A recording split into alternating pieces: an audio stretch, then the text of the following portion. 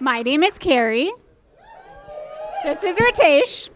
No, but really, we wanted to thank you all for coming. I know some of you have traveled extremely far, literally halfway around the world. Some people on very short notice. So I know some of you. We have some people who've come from, I think, 6 different countries, and people like leaving small children behind. People like just making such a large effort to be with us these couple days, and it really means a lot. So thank you for being here. We're all so happy to have you. And Ritesh, would you like to say some words? Yeah, if you stick around, we will play my favorite game, which is rating your gifts from best to worst. So stick around till the end. Rating your what? Gifts from best to worst. Just kidding. We said no gifts. So.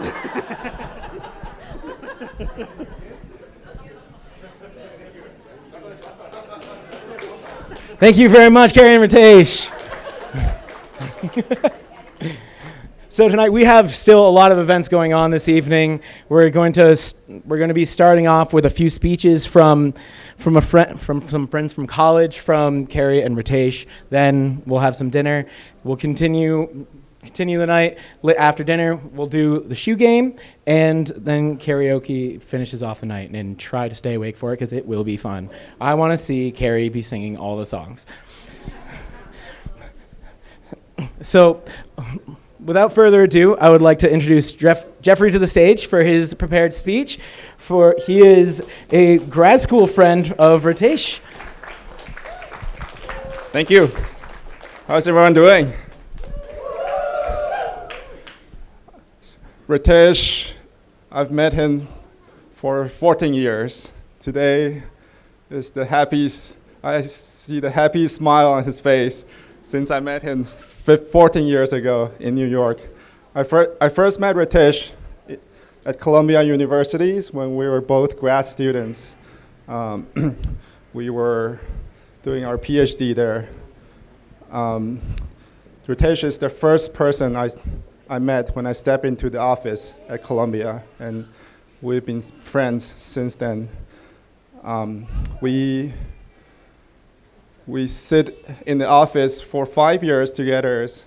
We have designed our silicon chips. We do measurements. We do our lab rat stuff. We eat late night snacks. We complain about our advisors. We make fun of our colleagues.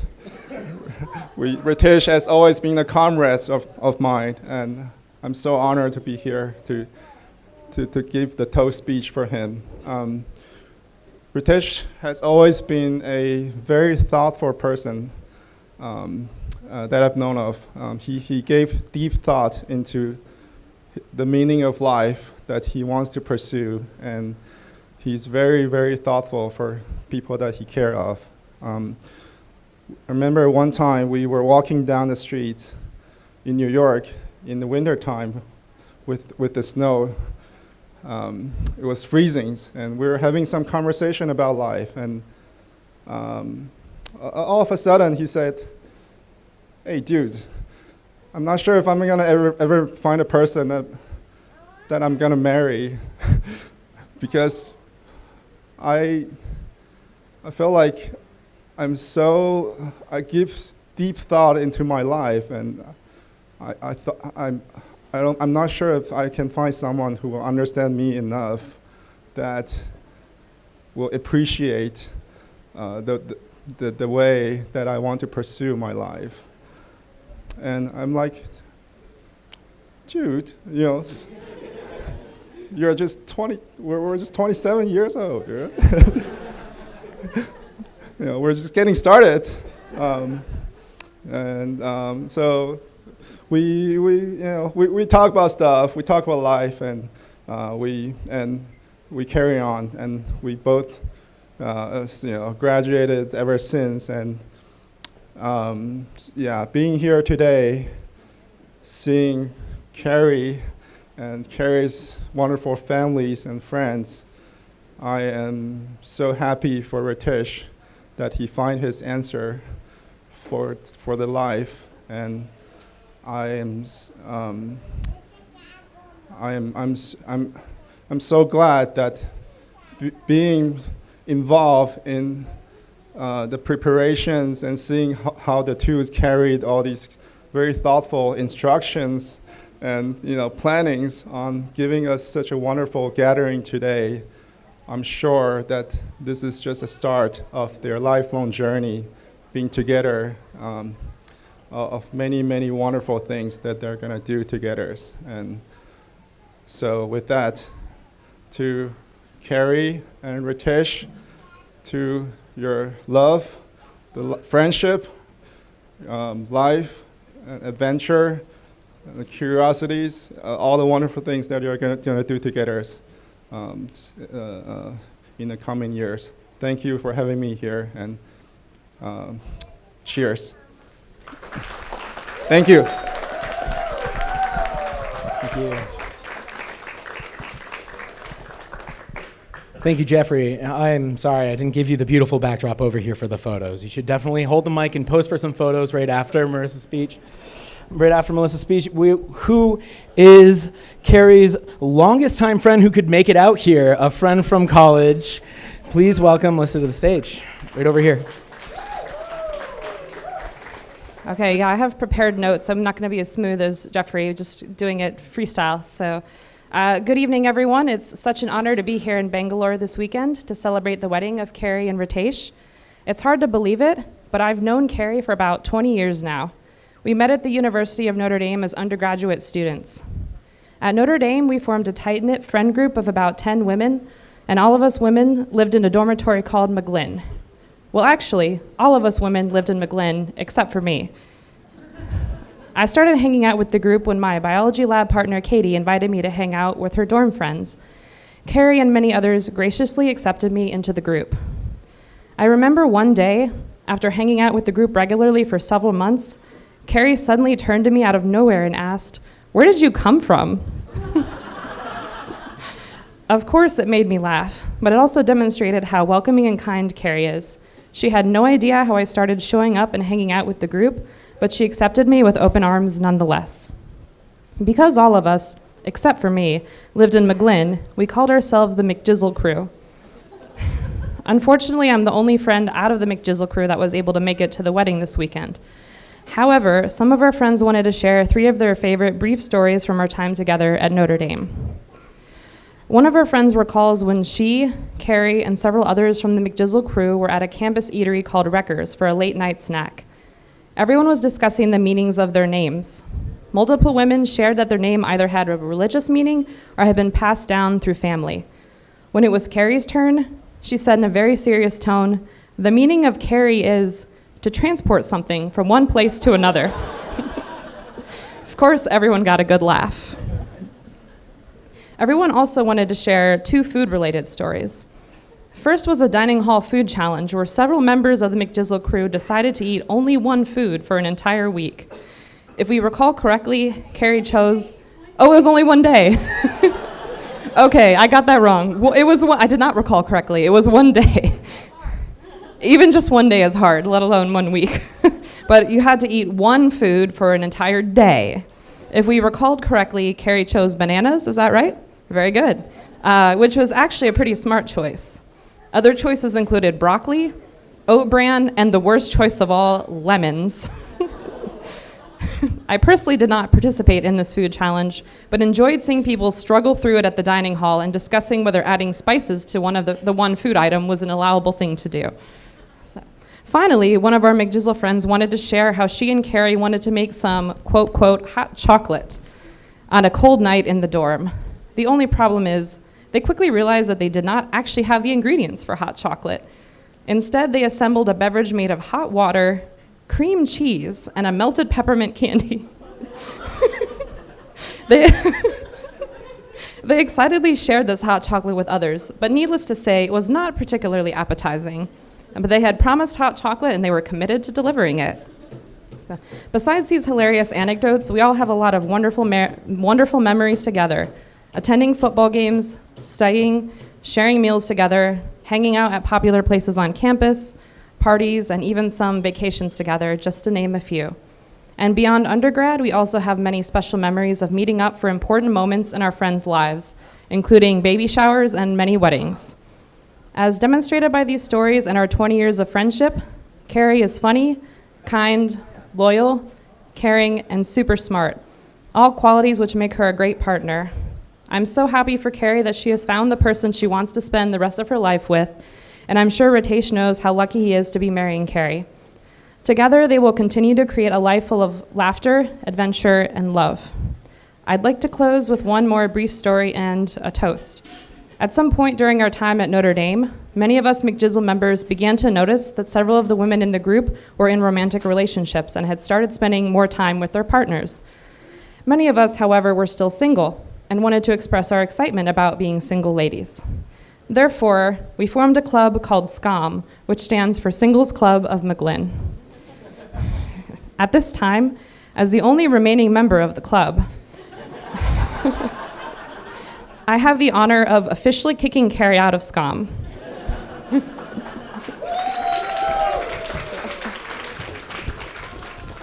So, Carrie and Ritesh, I am so happy for both of you, and I wish you happiness and joy in your lives as a married couple, and cheers.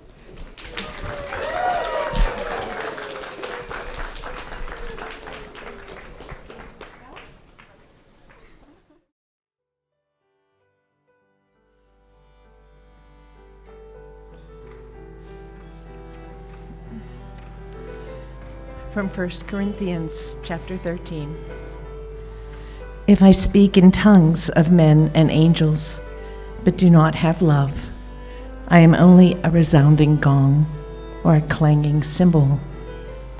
If I have the gift of prophecy and can fathom all mysteries and all knowledge, and if I have faith that can move mountains, but do not have love, I am nothing.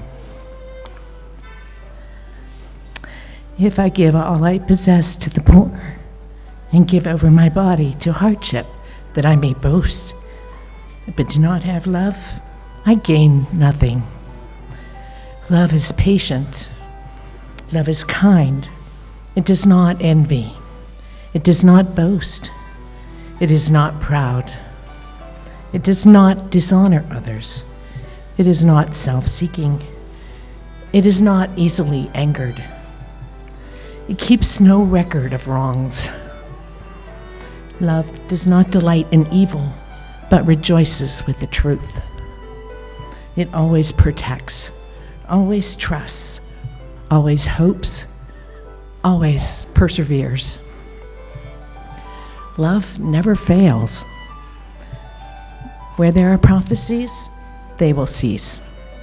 Where there are tongues, they will be stilled. Where there is knowledge, it will pass away. For we know in part, and we prophesy in part. But when completeness comes, what is in part disappears. When I was a child, I talked like a child. I thought like a child. I reasoned like a child. When I became a man, I put away the ways of childhood behind me. For now, we see only a reflection as in a mirror. But then we shall see face to face. Now I know in part, but then I shall know fully, even as I am fully known. And now these three remain: faith, hope, and love. But the greatest of these is love. I'd like to invite up Prakash to do a reading from the Hindu tradition.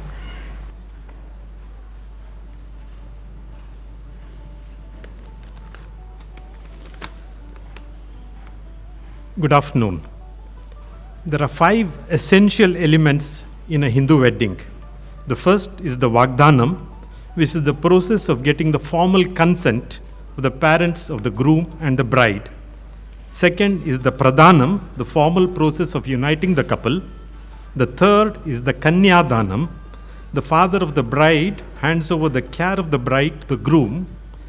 The fourth is the Pani Grahana, literally means hand holding. The bride and the groom become one. The fifth and the most important is the Saptapadi. Ritesh has requested me to speak a few words on Saptapadi. Saptapadi is a Sanskrit word and literally means 7 steps. Sapta means 7, Padi means steps. It's a ritual of the bride and the groom taking 7 steps around the holy fire. We call the fire as Agni. Here, Agni is the form of witness for the 7 vows and prayers the bride and groom will be taking.